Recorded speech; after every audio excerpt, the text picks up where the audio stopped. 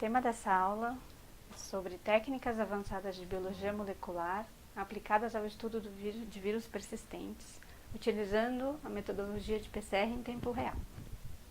Meu nome é Fernanda, eu sou monitora de pesquisa no Departamento de Gastroenterologia Clínica do Hospital da USP.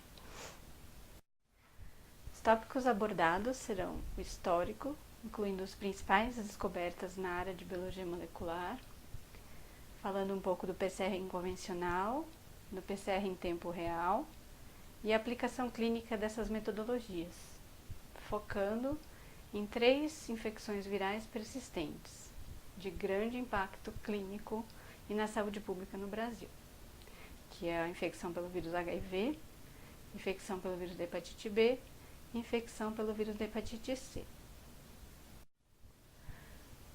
O conceito de biologia molecular é amplo, mas principalmente ele consiste em estudar a interação entre os vários sistemas de uma célula, principalmente das moléculas que envolvem DNA, RNA e seus produtos proteicos, e o modo como essas moléculas interagem ou são reguladas. Para começar a falar, não poderia deixar de citar a descoberta fundamental que foi realizada por Watson e Crick em 1953, onde foi definida a estrutura química da molécula de DNA. A partir desse achado, muitos novos avanços na área de biologia molecular foram possíveis, uma vez que foi possível determinar os elementos constituintes desta molécula e compreender que as principais características dos seres vivos estavam associados a essa molécula. Posteriormente, em 1956, Cornenberg isolou e caracterizou a primeira DNA polimerase, possibilitando o desenvolvimento da síntese in vitro de cadeias de DNA. Mais alguns anos, em 1960, Corana participou da descoberta do código genético, que associou a estrutura a uma codificação em proteínas. Em 1969, Thomas Brock isolou a bactéria Thermus aquaticus a partir de uma fonte termal localizada no Parque Nacional de Yellowstone, e essa bactéria tornou-se fonte de enzimas com a característica principal de suportar temperaturas elevadas acima de 75 graus. Em 1983, dando continuidade, Karen Millis desenvolveu a técnica de PCR, que vem do inglês Polymerase Chain Reaction, que é uma reação em cadeia de polimerização, que permite a geração de várias cópias de DNA in vitro, e com essa descoberta, com essa implementação, vários estudos de genomas de vários organismos foram conduzidos. Em 1993, Iguchi e colaboradores descreveram a técnica de PCR em tempo real, e essa metodologia permitia o monitoramento da amplificação de DNA a partir da detecção de fluorescência, emitida a cada ciclo. Experimentalmente, eles conseguiram montar um ensaio quantitativo e, marcando o DNA com brometo de etídio, esse sistema acoplado a uma câmera de vídeo que conseguia monitorar a emissão de fluorescência a cada ciclo da PCR. Foi a primeira descrição da técnica de PCR em tempo real. Em seguida, Livac e colaboradores montaram um ensaio mais complexo que permitia a marcação de alvos específicos na molécula de DNA a partir da incorporação de fluorescências a sondas específicas à região alvo. Isso foi em 1995. Então, vou descrever o princípio da técnica de PCR. É uma reação enzimática de polimerização de DNA in vitro, É uma reação cíclica, onde produtos são gerados a cada ciclo de temperatura.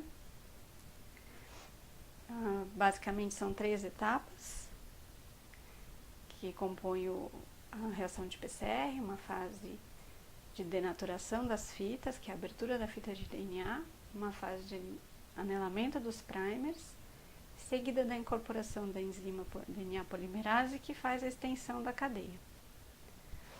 Então, o PCR permite a amplificação de sequências específicas de DNA e o PCR em tempo real, a visualização do resultado é feita em gel de agarose. As principais componentes da PCR são a DNA polimerase, no caso a TAC, os oligonucleotídeos, que são os primers, os DNTPs, que são as bases nitrogenadas, tampões, que favorecem o desempenho da enzima, e DNA-alvo. Esses componentes juntos são colocados em um equipamento chamado termociclador, que vai fazer toda a parte de ciclagem dessa reação. Diferentemente do PCR convencional, mas ainda se tratando de uma técnica de PCR, o método de PCR em tempo real permite o monitoramento contínuo do sinal de fluorescência emitido ao longo dos ciclos de amplificação e acoplado a um sistema de detecção da fluorescência emitida e uma transformação computacional dos valores de emissão em gráficos que possibilitam a interpretação dos resultados. Então, a conversão do sinal fluorescente em valor numérico é realizado por um computador. Nada mais é do que uma reação de PCR associada com um componente fluorescente, que, quando excitado por uma fonte luminosa, emite uma fluorescência que é detectada pela câmera. Existem basicamente 2 tipos de sistema de detecção dessa fluorescência. Uma detecção que é não específica, que está relacionado ao uso de agentes ligantes de DNA, que são chamados fluoróforos, que se ligam a uma molécula, a toda e qualquer molécula dupla de DNA, emitindo a fluorescência quando excitado por uma fonte de luz. Esse tipo de fluoróforo foi designado cybergreen e como já foi dito, é uma detecção não específica. Outro sistema de detecção é a detecção específica, que se baseia na hibridização de sondas marcadas com fluorescência. Essas sondas são oligonucleotídeos altamente específicos, direcionados para uma determinada sequência de DNA, que ao longo dos ciclos vai emitindo fluorescência, e essa fluorescência também é detectada pelo sistema de computadores, filtros. Caracterizando as vantagens e desvantagens de cada um dos sistemas de detecção, eu vou começar a falar do cybergreen, que é um agente ligante de qualquer molécula dupla de DNA. As vantagens desse método, que é um método fácil de você desenhar primers, de implementar. Você consegue utilizar para análise uma curva de dissociação, denominada curva de Melting, onde você submete, na etapa final da sua reação, você submete a sua reação uma variação de temperatura que inicia a 60 graus e termina a 95 graus, elevando gradualmente ao longo do tempo, em que você consegue detectar o momento exato onde 50% das suas fitas tem o agente ligante, tem o cybergreen ligado, e 50% da fita não tem. E nesse ponto é possível, pela curva de dissociação, curva de Melting, definir se você teve uma amplificação do alvo desejado ou não, se você teve uma amplificação de primer dimers não específica. E a principal vantagem é o baixo custo agregado a essa metodologia. Desvantagens. Como eu já falei, é uma técnica, uma molécula que não tem especificidade em relação ao seu alvo de DNA. Qualquer fita dupla é detectável, inclusive os dímeros de primers, exigindo que essa metodologia seja utilizada quando tem uma reação de PCR muito bem padronizada. Outro sistema de detecção, como já tinha falado, sondas de hidrólise, o sistema TACMA, que consiste de uma sequência de oligonucleotídeos específicas ao seu fragmento-alvo, em que na sua extremidade 5' apresenta um reporter, que é um corante, e na extremidade 3' temos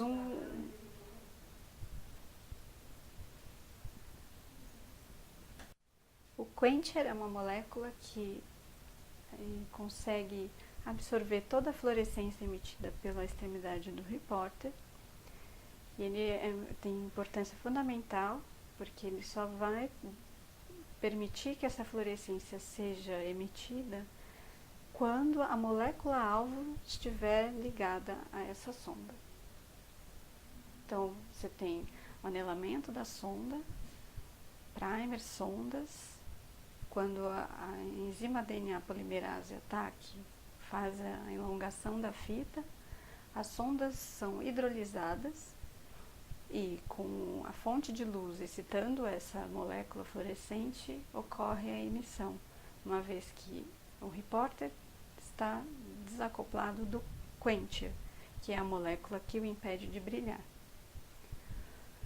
Principal vantagem desse método é a especificidade, a possibilidade de você montar uma reação de múltiplos alvos, uma vez que você tem uma sonda específica para cada alvo, com uma fluorescência específica em cada sonda, e também permite que seja realizada a quantificação desse alvo com maior acurácia. Desvantagens. Essa química tem o custo mais elevado do que a química de CyberGreen, e a termociclagem, os ciclos de amplificação ficam mais restritos, uma vez que deve-se levar em conta a temperatura de anelamento das sondas também. Mas é um excelente método para diagnóstico, amplamente utilizado. Comparando as técnicas de PCR em tempo real e PCR convencional, a principal diferença na parte de detecção é que o PCR em tempo real é possível acompanhar exatamente o momento em que inicia a amplificação do DNA-alvo, enquanto que o PCR convencional só é possível visualizar ao final da reação e num gel de agarose. Detalhando um pouco melhor as fases de amplificação do PCR em tempo real, temos a fase da linha de base, onde é os inícios, os 10 primeiros ciclos da PCR, onde não é possível visualizar a amplificação nesse momento, mas ao longo dos ciclos, exponencialmente, as cópias de DNA vão sendo formadas e a emissão de fluorescência começa a ser detectada. CT é o ponto onde a fluorescência da amostra ultrapassou o limiar de detecção da técnica. Corresponde ao nível de fluorescência emitida e o seu respectivo ciclo de PCR. Denominada CT, que vem da origem da palavra, vem do inglês Threshold Cycle, que é o número calculado do ciclo no qual o produto de PCR gerado ultrapassa o limiar de detecção, denominado threshold.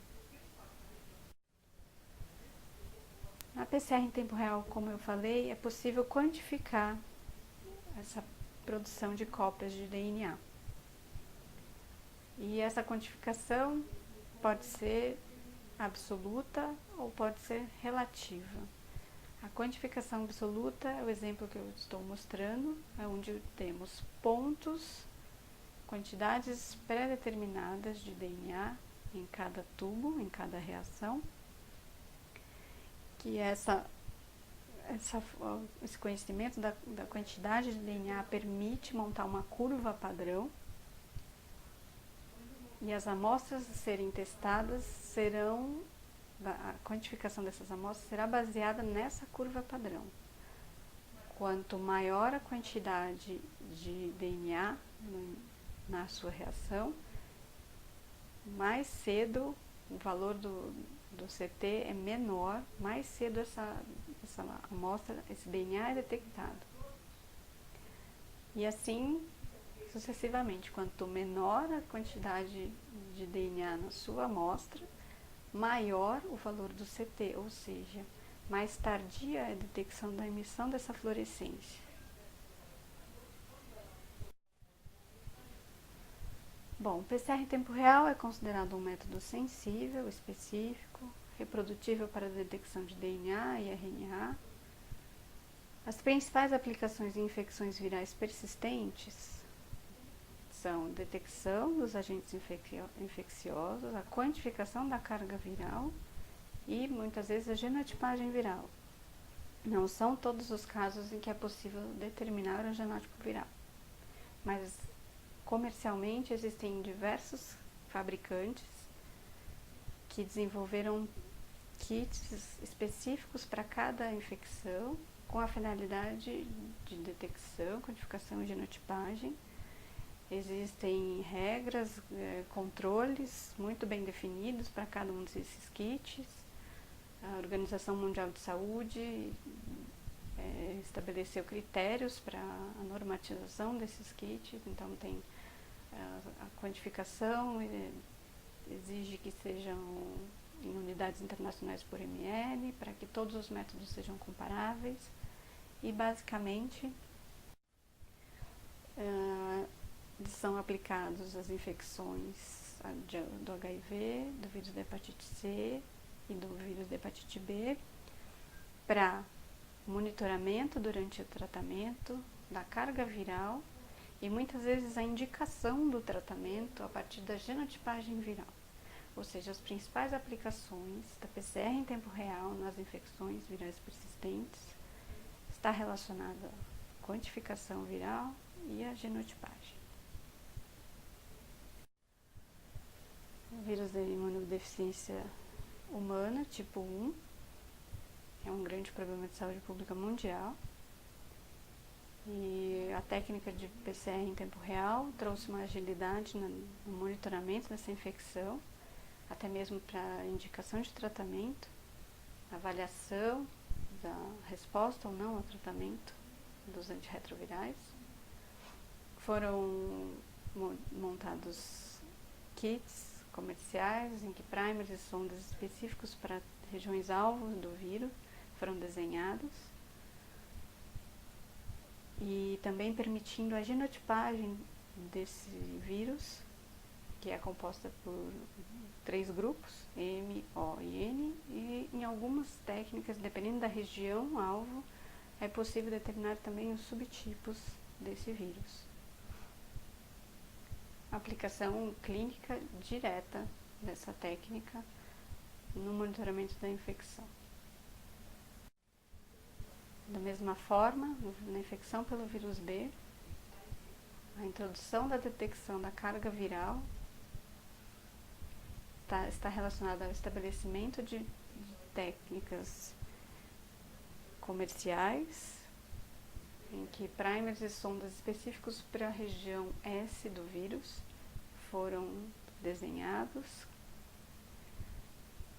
o que permitiu a montagem de um sistema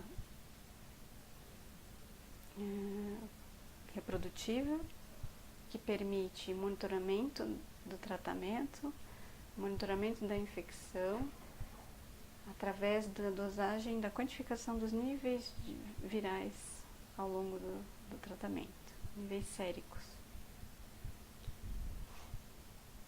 E, finalmente, Terceira infecção importante, o vírus da hepatite C. Também existem diversas empresas que desenvolveram os kits comerciais padronizados, com seus controles de qualidade, através de sistema a partir de sondas específicas, permitindo a quantificação da carga viral, que no caso do vírus da hepatite C, a região-alvo é a região 5'TR, uma região conservada entre os diferentes genótipos, que permite que não tenha um comprometimento da detecção ou do anelamento das sondas, por se tratar de uma sequência muito conservada do vírus. E também foram desenvolvidos kits comerciais para determinação do genótipo viral e até mesmo de subtipos virais. Para a determinação a nível de genótipo, a região-alvo é a 5'TR. Agora, a diferenciação entre subtipo 1A e subtipo 1B, ela só é possível genotipar a partir de uma segunda região viral, que é a região NS5B. A aplicação clínica, como eu já informei nas outras infecções, também é monitoramento da infecção e, no caso da hepatite C, na indicação de tratamento. Bom, concluindo, ferramentas, a PCR em tempo real é uma ferramenta importantíssima da biologia molecular, que trouxe avanços nos estudos de genomas, em diversas áreas, é aplicado não só a carga viral, a genotipagem, mas em uma infinidade de aplicações. Hoje eu comentei apenas as associadas com as principais infecções persistentes. Então, é uma técnica que permite a quantificação, é muito sensível, tem uma precisão aumentada, tem uma reprodutibilidade grande, alta acurácia. A análise é prática e rápida, o que torna o resultado muito mais acelerado, impactando na prática clínica, e permite um melhor controle de qualidade e um menor risco de contaminação, uma vez que a amostra não é manipulada.